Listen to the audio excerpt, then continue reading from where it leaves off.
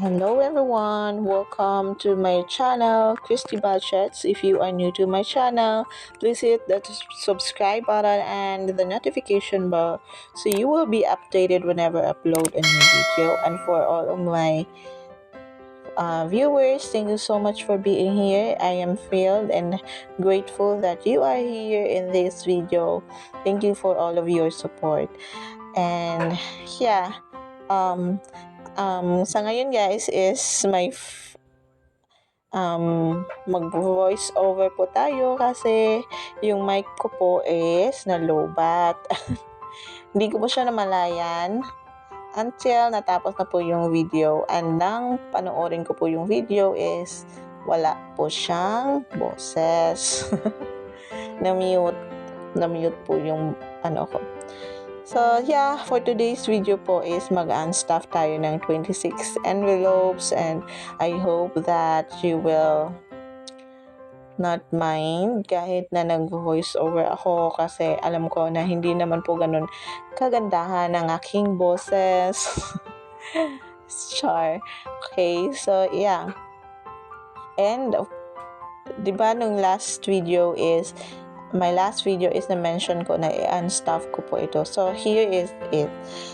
And I will link my videos po sa card. Hindi ko na po alam kung paano ko po susundan tong pag-voice over ko ito. Pero ito pong 26 envelopes is from Live Budget as well as yung yung tracker at itong envelopes po. So, if you are interested po, you can message Ate Lai on her IG. Live Budgets po din yung kanyang name doon. Okay, so yeah, she is also a YouTuber, cash stuffer. May YouTube po din siya, and ililink ko po yan sa baba.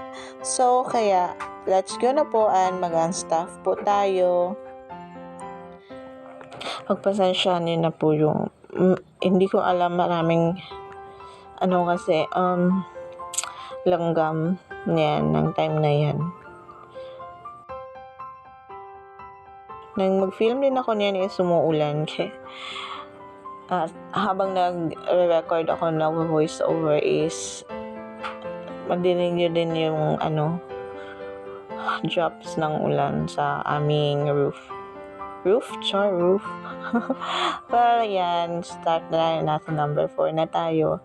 Alam niyo naman po, diba, kung saan po ito pupunta. Yung pera pong ito is para po sa aking uniform pang FS. And by the way po, I wanna shout out Aling Marites. Yun pong chinichika ko dito na time nag-shoutout po ako kay Aling Marites. Thank you so much, sisters, for sending us some chocolates and gummies ba yun? Okay, hindi ko maalala kung anong tawag dun. Basta mga sweets. Thank you so much, Aling Marites, kahit na alam nyo yung nagbabakasyon po sila. Nagbakasyon po sila, and then niisip pa din po nila yung ibang tao. And ayan, thank you so much po. Happy yung mga kids ko sa mga chocolates na yun, kasi minsan lang po talaga kami chocolate. Nakakakain ng chocolates pag may bigay. Yan, malapit na po tayo. Hindi ko po alam bakit nagka-mix na po ito, pero okay lang. Basta 26 envelopes din po itong lahat. Actually, ni-record ko nga po yung unboxing ko nung palala ni Aling Marites na chocolates. Pero ganito din po talaga yung nangyari. Kasi first time ko pong makatikim ng chocolates from Germany. Yeah, first time po namin yun sa family namin. Thank you so much po, sisters. I really appreciate that. And I hope na nag-enjoy sila sa vacation nila dito sa Philippines. So yeah, and ayan. So, arrange muna natin yan ng mabilisan. Parang gusto ko talagang ipang thumbnail yung nakatambak yung pera. Yung 50 pesos dyan lahat. Ang ganda kasing tingnan.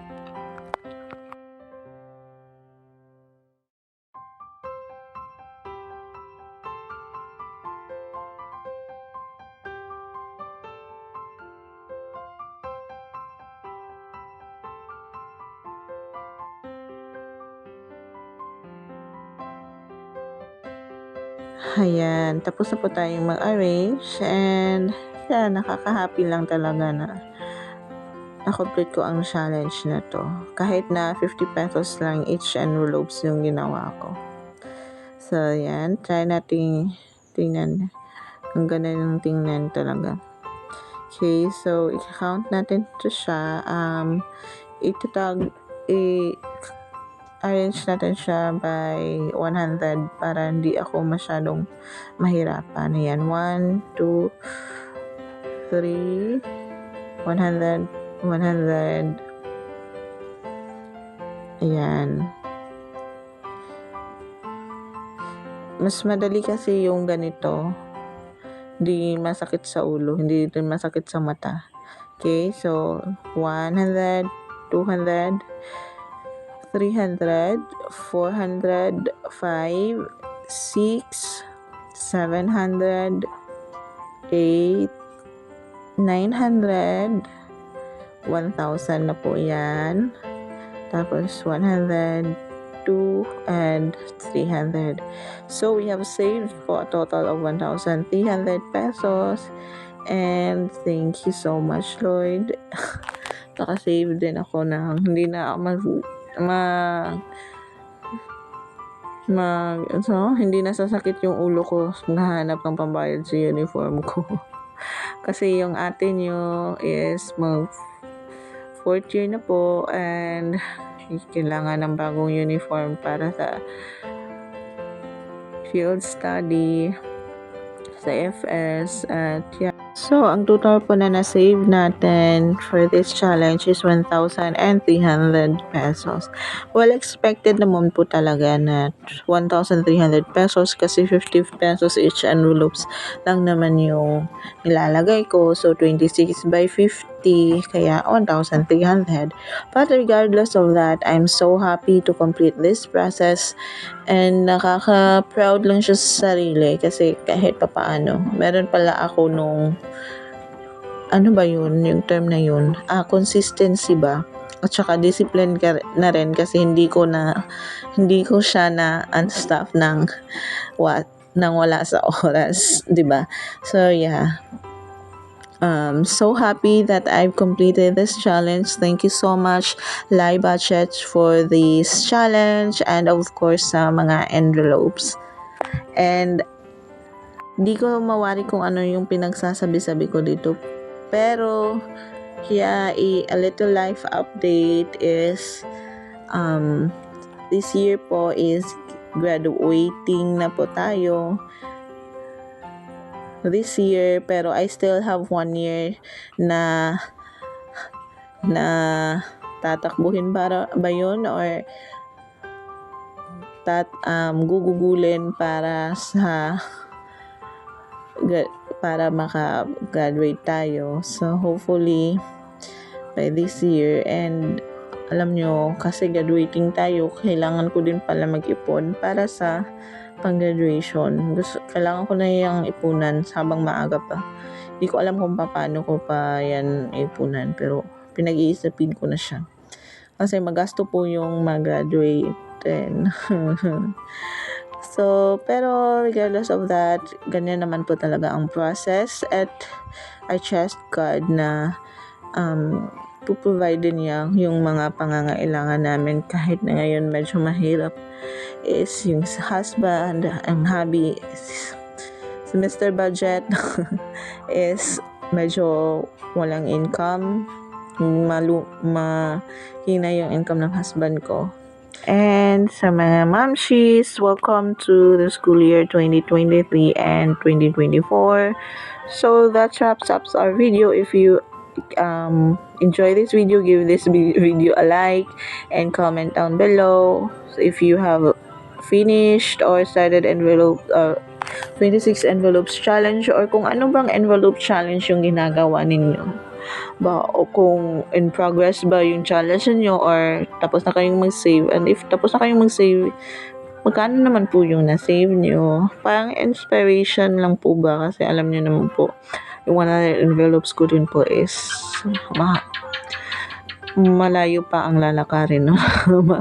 Malaki pang tatabuhin ko doon. So yeah, thank you so much for being here and I will see you po in my next video. I'm so happy po na meron na po akong pang full page sa aking FS uniform. So I will see you po in my next video and I hope to see you there. And that's it po and God bless and goodbye.